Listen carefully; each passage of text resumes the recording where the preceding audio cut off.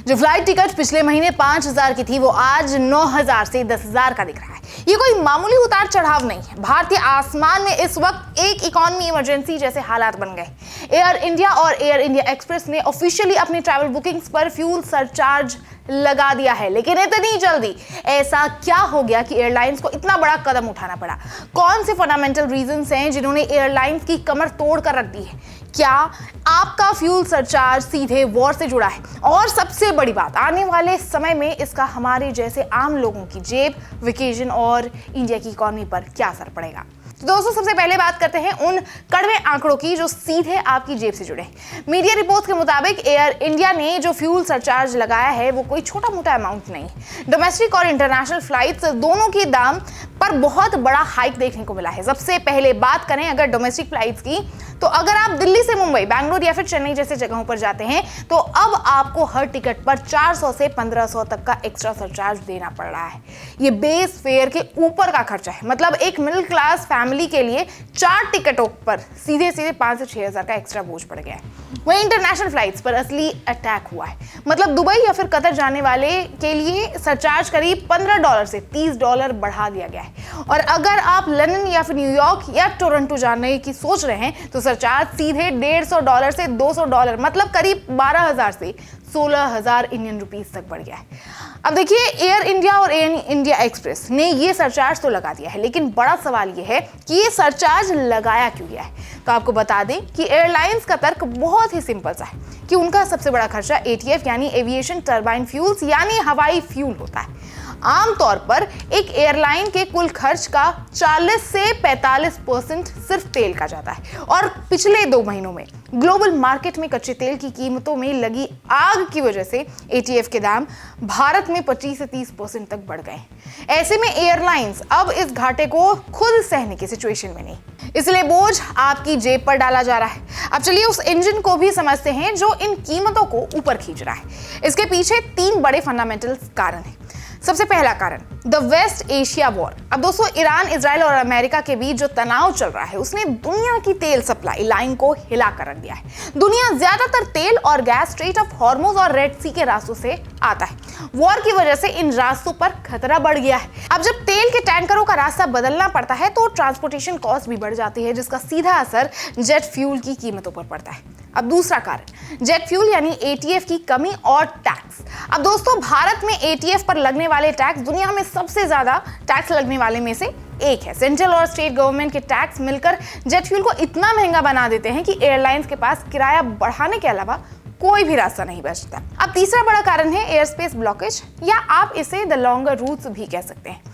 War की वजह से कई देशों ने अपना एयर स्पेस यानी कि हवाई रास्ता बंद कर दिया है। फॉर एग्जांपल, अगर किसी फ्लाइट को दिल्ली से लंदन जाना है तो उसे अब ईरान या फिर जंग वाले इलाके से बचकर जाना पड़ता है। यानी कि नतीजा ये निकलता है कि फ्लाइट का समय 2 से 3 घंटे और बढ़ जाता है। और इसका साफ मतलब है कि ज्यादा उड़ान मतलब ज्यादा फ्यूल्स की खपत, और ये एक्स्ट्रा फ्यूल की कीमत भी टिकट के दाम में अब जोड़ दी जाती है।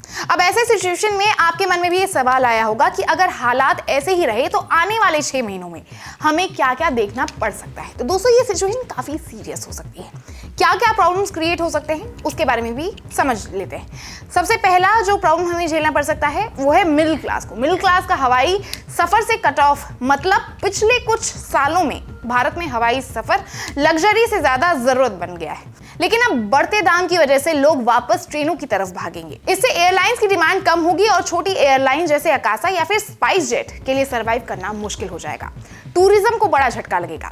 इंडिया का टूरिज्म सेक्टर अभी कोविड के बाद पटरी पर आ ही रहा था, लेकिन महंगी टिकटों की वजह से लोग अपनी इंटरनेशनल और लॉन्ग डिस्टेंस ट्रिप्स कैंसिल कर रहे हैं। इससे होटल, टूर गाइड्स और लोकल बिजनेस को करोड़ों का नुकसान हो सकता है। अब तीसरा जो सबसे बड़ा प्रॉब्लम हमें फेस करना पड़ सकता है कि जब टिकट महंगे होते हैं तो कंपनियां अपने एम्प्लॉयज को मीटिंग्स के लिए भेजने के बजाय जूम कॉल पर शिफ्ट कर देती है। इससे एयरलाइंस का कॉर्पोरेट बिजनेस ठप पड़ सकता है, जो उनके रेवेन्यू पर एक बहुत ही बड़ा हिस्सा होता है। अब ऐसे में इन प्रॉब्लम्स की वजह से होने वाले क्राइसिस का बुरा भुगतान भी हमें ही सहना होगा, जिसमें सबसे बड़ा भुगतान हमें एयरलाइंस के बंद होने का भी हो सकता है।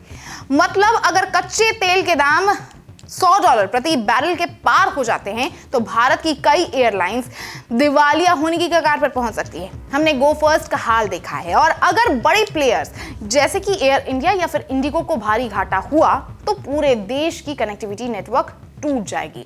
और अब जब कनेक्टिविटी टूटेगी तो छोटी एयरलाइंस ऑटोमेटिकली बंद हो जाएगी, जिसका मतलब है कि मार्केट में सिर्फ एक या दो बड़ी कंपनियों का राज होगा, यानी मोनोपोली जैसी सिचुएशन। अब ऐसे में वो मनचाहा किराया भी वसूल सकती है और आम आदमी के पास कोई भी ऑप्शन नहीं बचेगा सिवाय देने के या फिर घर ही बैठने के। अब दोस्तों, इन सब में एक बात जिसे हम नजरअंदाज नहीं कर सकते हैं वो ये है कि भारत की एयरलाइंस को स्पेयर पार्ट्स और मेंटेनेंस के लिए डॉलर्स में भुगतान करना पड़ता है, और ऐसे में रुपया कमजोर होने और तेल महंगा होने का दोहरा प्रहार एयरलाइंस को अंदर से खोखला कर रहा है। तो दोस्तों, आज का सच यही है कि सस्ता एयर ट्रैवल फिलहाल इतिहास की बात होती दिख रही है, जब तक मिडिल ईस्ट में शांति नहीं होती और तेल की कीमतों में स्टेबिलिटी एक नहीं आती। अब तब तक फ्लाइट टिकटों पर ये फ्यूल सरचार्ज और भी बढ़ता रहेगा, और ये बढ़ते बढ़ते कितना हो जाएगा इसका भी कोई एग्जैक्ट कैलकुलेशन नहीं बताया जा सकता। हालांकि सरकार को भी चाहिए कि वो एटीएफ पर लगने वाले टैक्स को कम करे ताकि आम आदमी को कुछ राहत मिल सके, लेकिन तब तक आपको अपनी ट्रैवलिंग प्लान्स बहुत सोच समझ कर करनी होगी। खैर, क्या आपको लगता है कि एयरलाइंस का ये किराया बढ़ाना सही है? क्या सरकार को इसमें दखल देना चाहिए? क्या सरकार को अपनी तरफ से टैक्स कम करके अपने इस वॉर को रोकने के लिए कुछ कदम उठाना चाहिए? अपनी राय कमेंट में जरूर बताइएगा, और अगर आपको ये वीडियो इन्फॉर्मेटिव लगा हो तो इसे शेयर करें ताकि ज्यादा से ज्यादा लोग जागरूक हो सके। ऐसे वीडियोस को देखने के लिए हमारे चैनल एक्सप्रेस कैफे को सब्सक्राइब करें, शेयर करें, और नोटिफिकेशन के लिए बेल आइकन को प्रेस करना बिल्कुल ना भूलें। मिलते हैं अगले वीडियो में। जय हिंद।